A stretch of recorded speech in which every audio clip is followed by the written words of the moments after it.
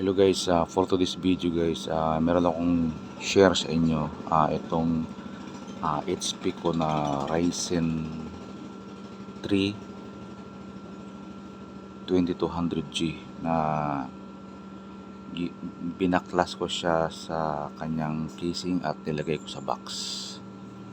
Pero bago ang lahat guys, please paki-like, share and subscribe sa aking YouTube channel. Ito po yung akong computer shop guys.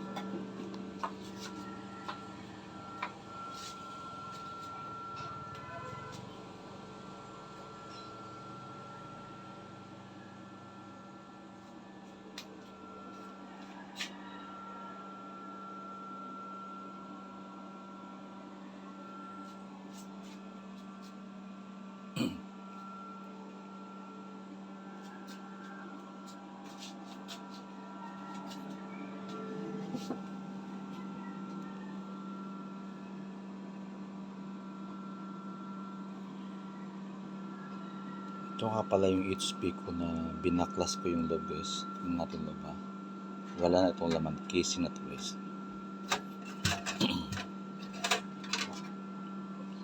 So ayan. Wala siyang laman.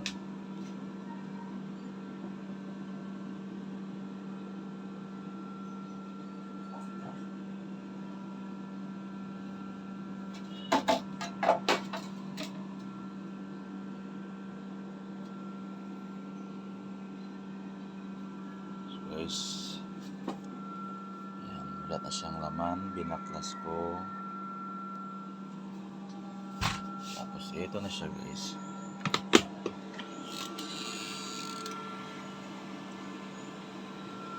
Ayan na siya guys. Tapos napansin ko dito guys, within 2 days yung signal niya, internet, nawawala. Sabi naman ng mga player na wala naman na yung signal ng internet. So ang ginawa ko guys, ni-restart ko ulit.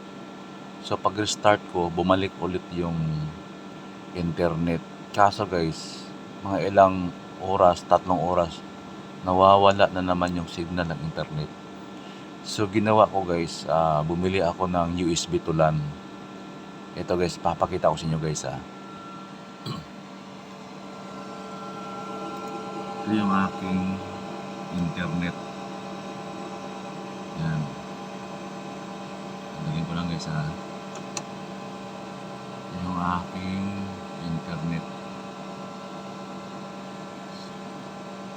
Ito yung aking USB to LAN. Yan. Kakunik yun sa dyan. Kahit saan dyan, basta USB to LAN.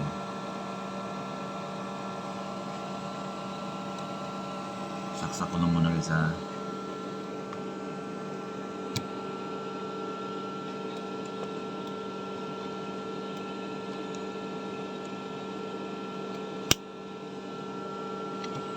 Ayan, nakasaksak ko siya guys.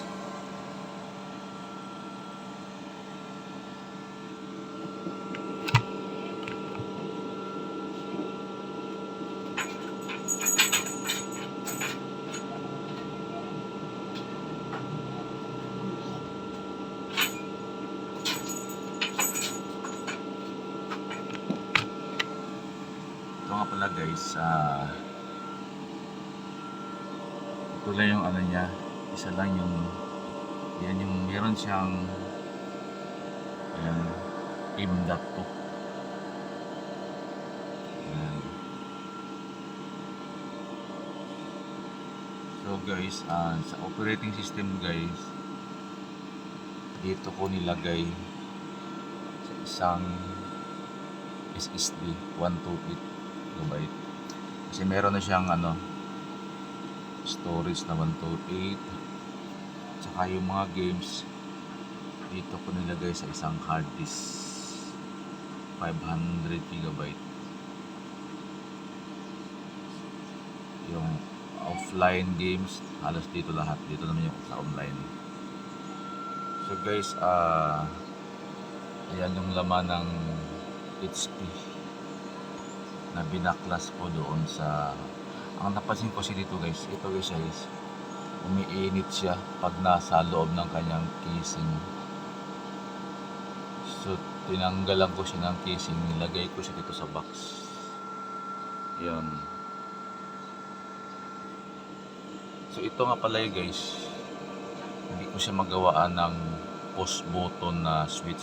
So ito yung push button niya. Ito guys. So subukan natin padarin guys ha. Push ko lang guys. Yan. Mandal siya guys.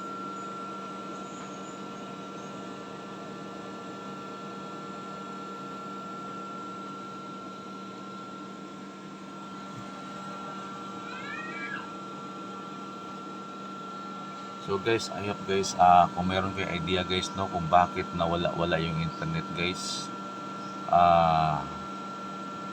bumili lang kayo yung USB to LAN pag yung internet nawawala minsan. Ang gamit nyo lang is ito, USB to LAN. Tapos connect ko sa USB, sa LAN cable ko. Ayan, may signal siya. Bibling siya. So hindi ko na siya nilagay dito sa kanyang LAN port dito kasi yung signal nawawala. So ginawa ko USB to LAN. So guys, hulugan na pala natin ng Mariano para makita nyo.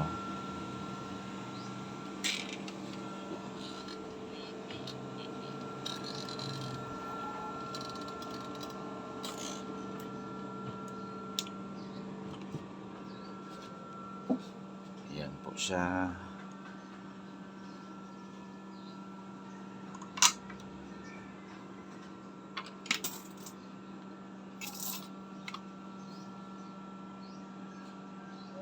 Di lang kanyang monitor.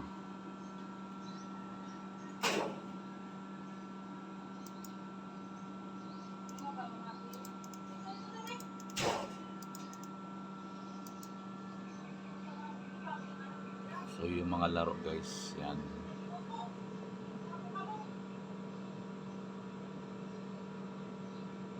Hindi, Toki 23, Toki 14. Mga laro niya. So buksan natin yung operating system.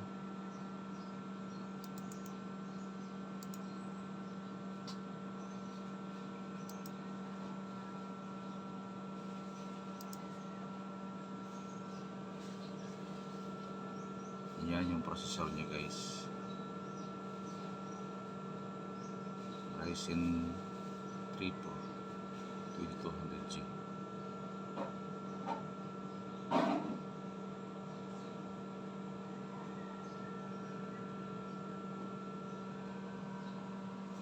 Yan yung galing dito.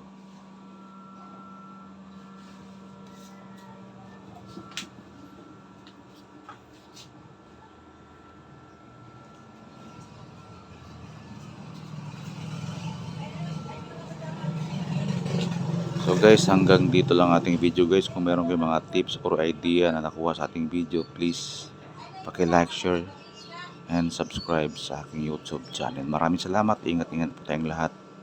God bless us all.